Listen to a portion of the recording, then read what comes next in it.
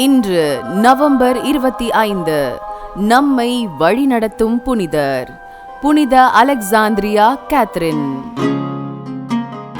கிபி 3ஆம் நூற்றாண்டின் இறுதிக்கட்டத்தில் அலெக்சாந்திரியாவில் அரச குடும்பத்தில் பிறந்தவர் கேத்தரின்.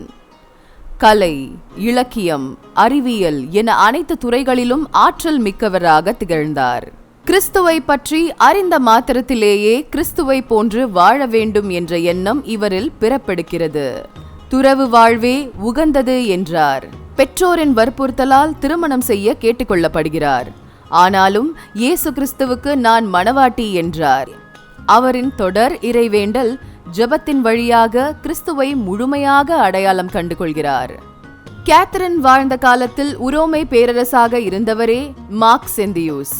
கிறிஸ்தவர்கள் என்றாலே பல்வேறு விதமான தொடர் துன்பங்களை கொடுத்து கொன்று குவித்துக் கொண்டிருந்தான். சிலைகளை வழிபட வேண்டும், இல்லையெனில் கொலைதான் தீர்வு என்றான்.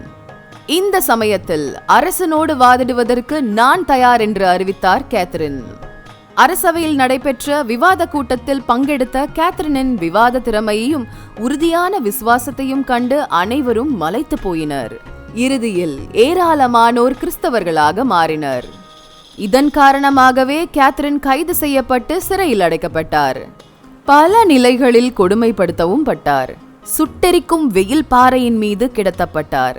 குற்றுயிராய் கிடந்தவரை மேலும் துன்புறுத்தி கொண்டே இருந்தனர். இறுதியில் இவரை வாளால் வெட்டியும் கொலை செய்தனர். ஆச்சரியம் என்னவென்றால், வானதூதர்கள் இவரது உடலை எடுத்து சீனாய் மலையில் அடக்கம் செய்ததாக மரபு எடுத்துரைக்கின்றது. இவரது உடல் அடக்கம் செய்யப்பட்ட இடத்தில் பேரரசன் ஜஸ்டீனியன் ஆலயமும் துறவு மடமும் அமைத்தான். புனித கேத்தரின் கிறிஸ்துவ தத்துவ இயலாளர்களின் பாதுகாவலியாக போற்றப்படுகிறார். அன்னை மரியாளின் மீது ஆழ்ந்த பற்று கொண்டவராகவே வாழ்ந்து வந்தார். ஆக புனித அலெக்சாந்திரியா கேத்தரின் வழியாக நாம் கற்றுக்கொள்ளும் வாழ்வியல் பாடம். சிறையில் இருந்தபோதே சிறை காப்பாளர்களையெல்லாம் கிறிஸ்தவராக மனம் மாற்றினார் கேத்தரின். தனி ஒரு பெண்ணாக இருந்து ஒரு நாட்டிற்கே விசுவாச ஒளியை கொடுத்தவர் இவர்.